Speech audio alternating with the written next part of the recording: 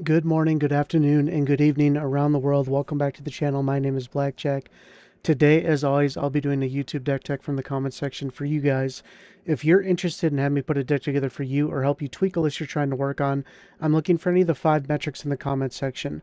A bracket, a budget, a theme, a commander, and any pet cards you might have. I'll also leave a link to my Discord down below. It's a great place to drop a deck list off and let me take a look at it. Today we have a request from a longtime viewer, Sean G, looking for Ezio Auditore da Firenze.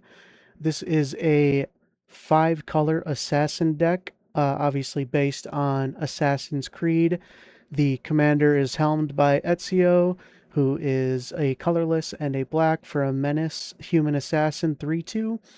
Assassin spells you control have free running black black, which means you can cast a spell for its free running cost if you dealt damage to a player this turn with an assassin or a commander, but for you it just means assassin. So if you have dealt damage this turn with an assassin in any way, shape, or form, you can simply pay black black to cast any of your assassins here, whether they cost 5 mana or whether they cost 3, it doesn't matter. As long as you have that black back, you can pay for it. So this deck is obviously predicated on the idea of Assassins and Assassin's Creed good stuff. We're looking for around a 1K budget as requested, but obviously when you're looking at a deck like this, it doesn't take nearly this amount of money to have fun to be able to play a deck like this. I overloaded this deck with like the best of the best mana package. And obviously, as I always say when it comes to lands, do the best with what you have and then build up from there. 5 colors, it can seem daunting at first to build a 5-color deck on a budget, but once you start playing enough cultivates and Kodama's reaches and things like that, you'll find that your mana evens out pretty quickly. So if you put a little bit of effort in, you can get it done. But for this, I just put in pretty much the best of the best in order to get closer to that budget. As always, nothing in the mana base is necessary. I would say Urborg is highly recommended just because the free running black black requirement. Obviously, the more black that you can produce, the better. So Urborg, Shizo's Death Storehouse, the Black Gate, making some assassins unblockable. Those are the 3 that I would say I would really focus on. Everything else, do what you can. That being said, let's get back to the creatures. So we have 22 here. Obviously, there's a lot more than that in the game of Magic. There's access to a lot more assassins. I wanted to stick to kind of the theme of Assassin's Creed 1 and 2. I only wanted to play assassins that I thought were genuinely good. There's a lot of them, like on EDH Deck, when you look, it's just overloaded with a bunch of 1 and 2 cost trash can assassins that don't really do anything. And obviously, they're okay if you have a dozen other assassins out that are pumping each other up and things like that. But we really want to make sure our card quality is high here. The request was for a good budget 3, bracket 3 deck. So we want to make sure that our assassins are good on their own. So Achilles, free running, boost your guys, Menace, Altair. I'm not going to go over every single one in its abilities, but what I will say is after looking at all of them, I do believe that these are the best ones that you have access to, and the ones that if I were to build the deck myself, I would be playing. All of them are pretty interactive. They usually have like flying, menace, some sort of unblockable, pumping each other up, and then you also have some utility assassins, things like Queen Marquesa to introduce the monarchy into the game, Layla to buy stuff back, and then you also have like Olivia for making treasures, all the way to Unstoppable Slasher and Virtus the Veiled to ideally cut people's life totals in half. Royal Assassin is here as a just obviously a cool card. It's not very good, but it is an assassin, and everyone has like 8 of them in their trade binders, so let's get some use out of it. Sakura Tribuilder, the beginning of the mana ramp package, I put in pretty much all of my base green decks. So it's Tribuilder, Cultivate, Farseek, Kodama's Reach, Nature's Lore, Rampant Growth, Shared Roots, 3 Visits, Arcane Signet, Felwar Stone, Soul Ring. 11 up, 11 down, staying consistent. I do understand that you are playing with a commander that only costs 2 mana. However, I do think that in the current landscape of 2026 Commander, at least from my personal point of view, most decks that are winning are the decks that are operating between 6 and 8 mana and they're casting 2 spells a turn versus one big 6 drop or one big 7 drop. They're playing 2 high impact 3 drops. That seems to be the best way to be playing right now, and your deck is built to do that because obviously assassins in general are a little bit cheaper to cast. But you still want to get your mana ramp out from under you and be able to always have a consistent game. Back in town to buy stuff back. Eagle Vision for some card draw that just, is fitting and cool in the deck.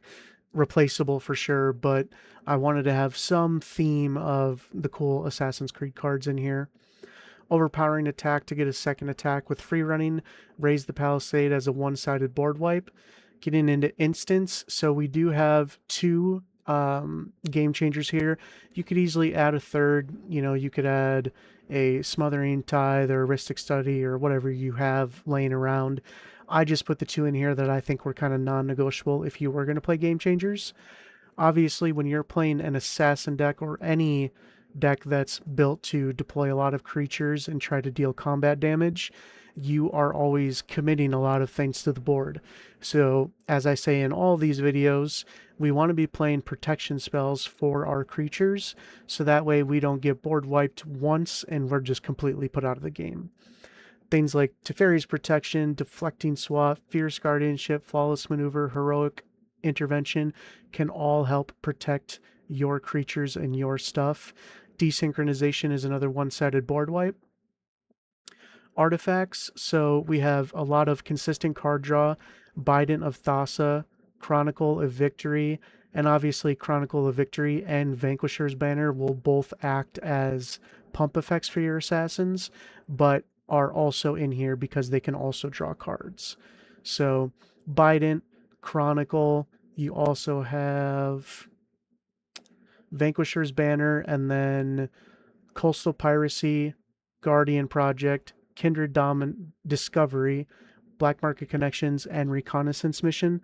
So all of these are ways to consistently continue to have cards flowing in our hand, make sure that we aren't just folding to a singular board wipe.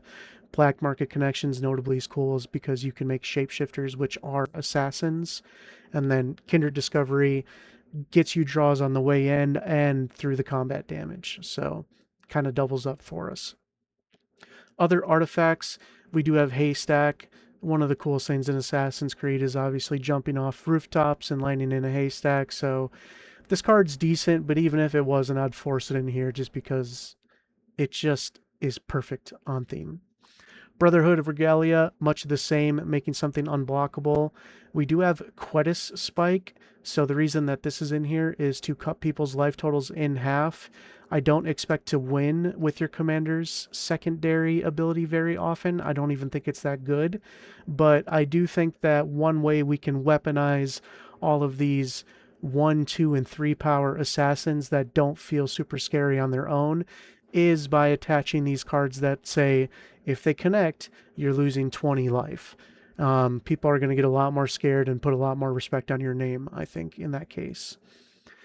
You have Silver Shroud Costume, Swiftfoot Boots, Lightning Greaves, Whisper Silk Cloak, and Wing Boots, all ways to protect your commander or your assassins, and then also obviously help you become unblockable in some cases. Sword of Feast and Famine. It's obviously got the Assassin's Creed art, which is one big reason I put it in here, and the other one is we talked about earlier how having access to 6 to 8 mana and deploying 2 spells a turn I think is the way that you're going to win the game here. So getting a second untap step essentially with Sword of Feast and Famine can be fantastic, and then having protection from black and green is pretty sweet too. Spear of Leonidas can give double strike, can discard, can draw, can make a bro.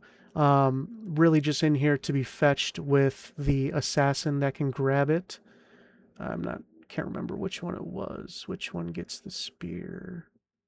Cassandra Eaglebearer. So when she enters, you can get out of your graveyard hand or library the spear. So just more ways for you to have a little bit of card advantage. You also have some partners here. Um, Being able to continually have threats to deploy is going to be important. The other enchantments we did not go over. Rhythm of the Wild, having your stuff be uncounterable. And then finally, Cover of Darkness and Reconnaissance. Both of these are kind of pseudo protection slash making it hard to block for your assassins. One of them gives all your assassins fear. One of them lets you remove your assassins from combat if they do get blocked to protect them. So that way you can always keep them on the battlefield. You can always keep them safe. And if you need to attack for some reason, but you can't let them go, you can always use this ability. But overall, again, I think this deck's going to be a lot of fun. I think Assassins are super cool. I'm a little bit biased because I really enjoy the games. At least I did up until Black Flag. They got kind of junky after that. But anyways, um, as I said in the beginning, I think you can accomplish this deck for a much, much lower cost. We just kind of overpowered it in the mana base and with some of the game changers and things like that just to kind of adhere to the request. But Sean, let me know how it plays out. I hope you enjoy it. As always, Godspeed.